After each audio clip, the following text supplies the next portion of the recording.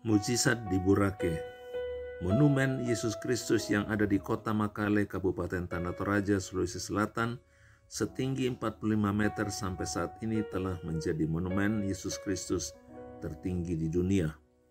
Dibangun di atas bukit Buntu Boracay yang berada kurang lebih 1000 meter di atas permukaan laut sejak 2013 dan diresmikan tahun 2015, telah resmi ditetapkan sebagai salah satu tujuan wisata religi.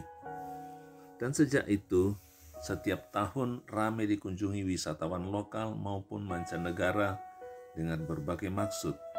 Dari yang sekadar menikmati pemandangan yang memang sangat spektakuler ke segala arah, atau untuk tujuan keagamaan maupun untuk tujuan lainnya.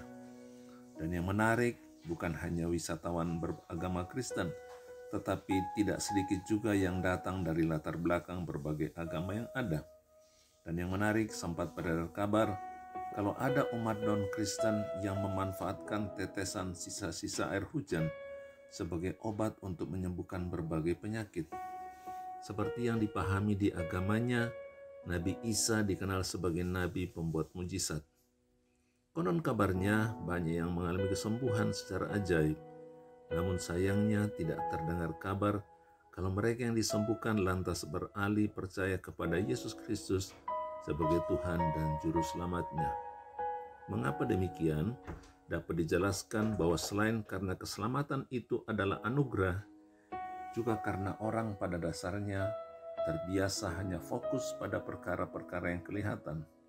Perkara-perkara yang kelihatan seperti sakit, penyakit yang jelas-jelas dideritanya, tetapi tidak peduli kepada apa yang menjadi penyebab dari penyakitnya itu.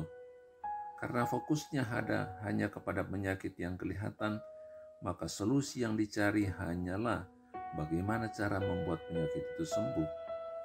Mereka tidak peduli apakah itu dilakukan dengan cara-cara konvensional seperti pengobatan medis atau cara-cara alternatif yang melibatkan kuasa-kuasa lain, termasuk dalam hal ini kuasa dari Tuhan yang berbeda dengan keyakinan agamanya.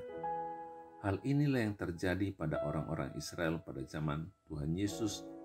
Mereka berbondong-bondong mengikut Yesus bukan karena mereka ingin mendengarkan Injil atau berita keselamatan, tetapi karena mereka sudah kenyang dan sudah disembuhkan.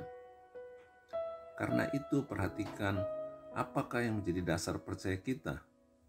Jangan karena sekedar butuh pertolongan saja, karena itu tidak akan bertahan. Jika dasarnya karena kasih kepada Tuhan, maka kita tidak akan goyah sekalipun apa yang kita harapkan tidak atau belum nyata. Tetapi percayalah, pengharapan kita kepadanya tidak mengecewakan. Haleluya. Karya Kristus bukan hanya membuat kita menjadi sembuh, tetapi menjadi utuh melalui pribadinya yang sempurna.